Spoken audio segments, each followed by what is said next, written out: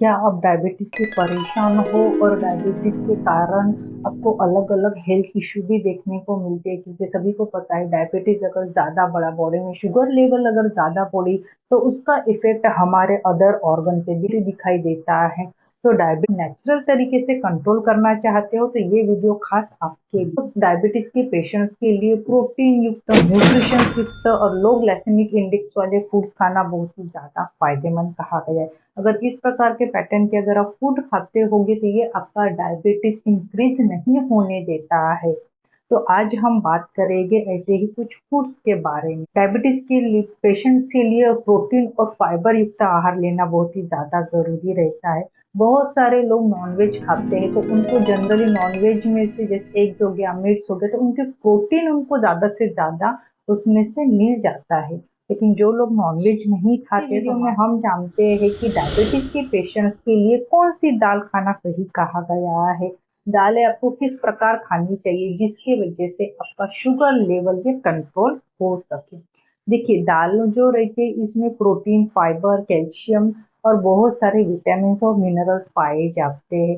Protein होने के कारण ये हमारे मसल्स के लिए बहुत ही फायदेमंद कहा गया है। और फाइबर रहता है तो डायबिटीज की पेशेंट्स की जो खाने की जो क्रेविंग है इसको कंट्रोल करने में और पेट को साफ रखने में ये फायदेमंद रहती है। दालों में दो प्रकार के फाइबर पाए जाते हैं, एक घुलनशील और अघुलनशील यानी सोल्यूबल और इनसोल्यूबल फाइबर पाए जाते हैं। ये दोनों भी फाइबर डायबिटीज के पेशेंट्स के लिए फायदेमंद कहा गया है। ये दोनों फाइबर शरीर में जाकर ब्लड शुगर लेवल को कंट्रोल करने में मदद करते हैं, जिसे खाने के बाद शुगर लेवल ये अचानक से नहीं बढ़ पाती है।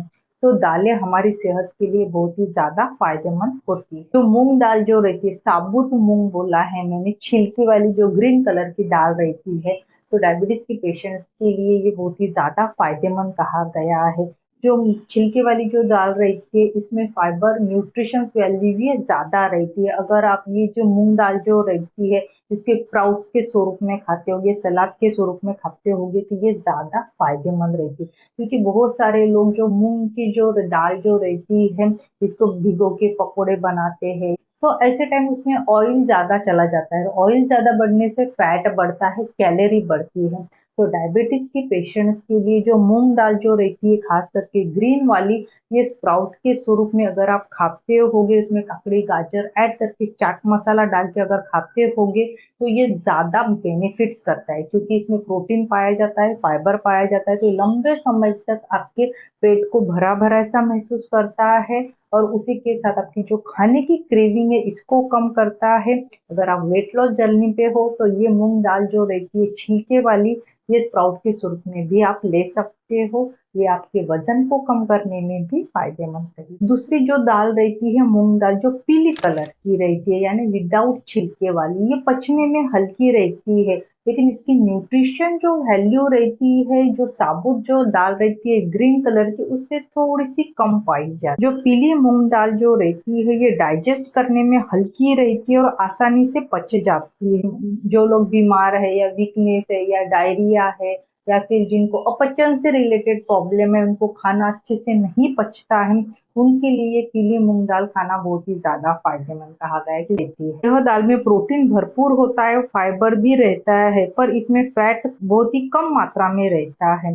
इन सभी कारण से यह दाल डायबिटीज पेशेंट्स के लिए ही नहीं तो जो लोगों को वजन कम करना चाहते हैं या फिर जिनको इनडाइजेशन से रिलेटेड प्रॉब्लम है, जिनकी डाइजेस्टिव सिस्टम ये वीक है, उन लोगों के लिए भी ये पीली दाल खाना फायदेमंद कहा गया है। जनरली आपने देखा होगा कि जब भी हम बीमार पड़ते हैं तो मूंग की दाल की खिचड़ी खाना पसंद करते हैं, क्योंकि ये पचने में हल्की रहती है, अपने को एनर्जी देती है, उसी के साथ अपने को इम्यूनिटी बढ़ाने में भी ये फायदेमंद। यह हमारी इम्यूनिटी की क्षमता को बढ़ाती है और कोलेस्ट्रॉल को भी कंट्रोल करने में ये मदद करती है।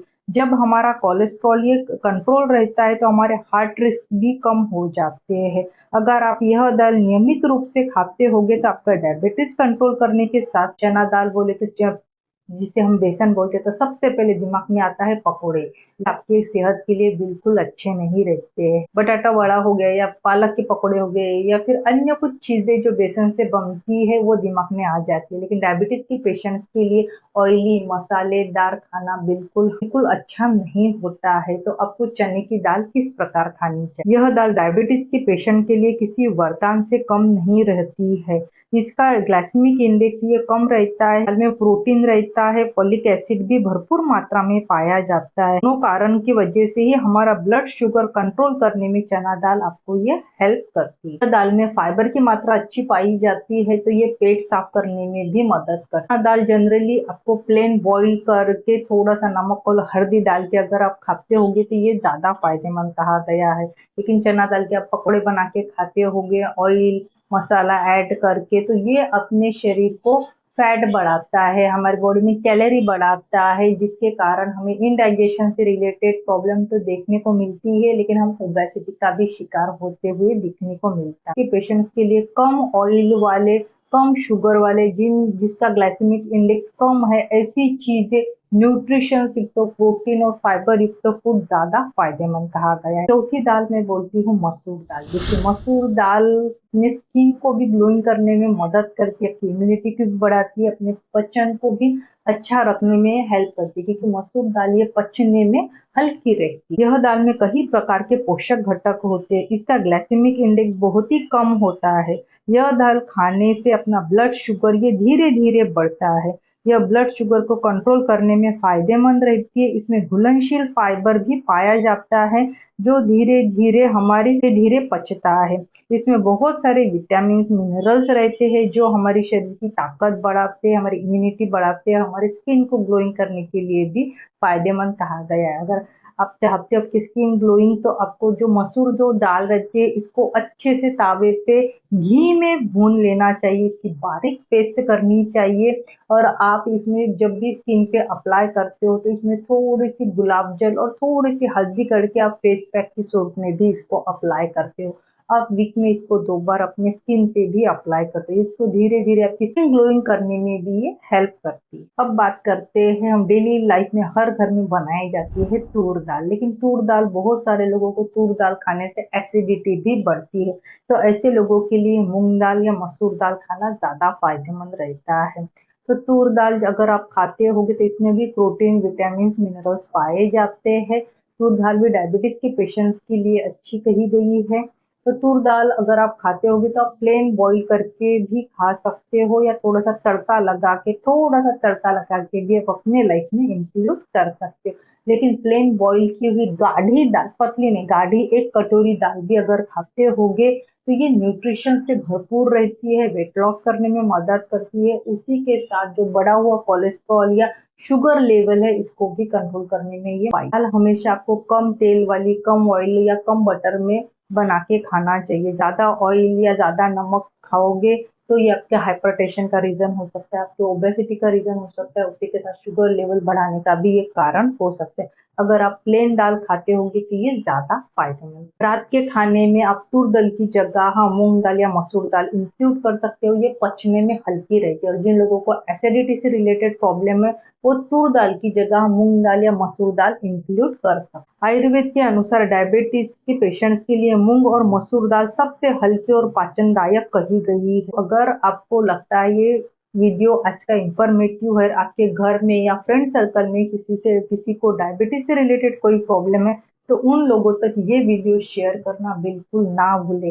और आपको भी ये वीडियो अच्छा लगा हो तो प्लीज वीडियो को लाइक कीजिए, और ऐसे ही आयुर्वेदिक और हेल्दी टिप्स के लिए मेरे चैनल को जरूर सब्सक्राइब कीजिए। तो चलो मिलते हैं नए वीडियो के साथ, जब तक हेल्दी रहिए, फिट रहिए।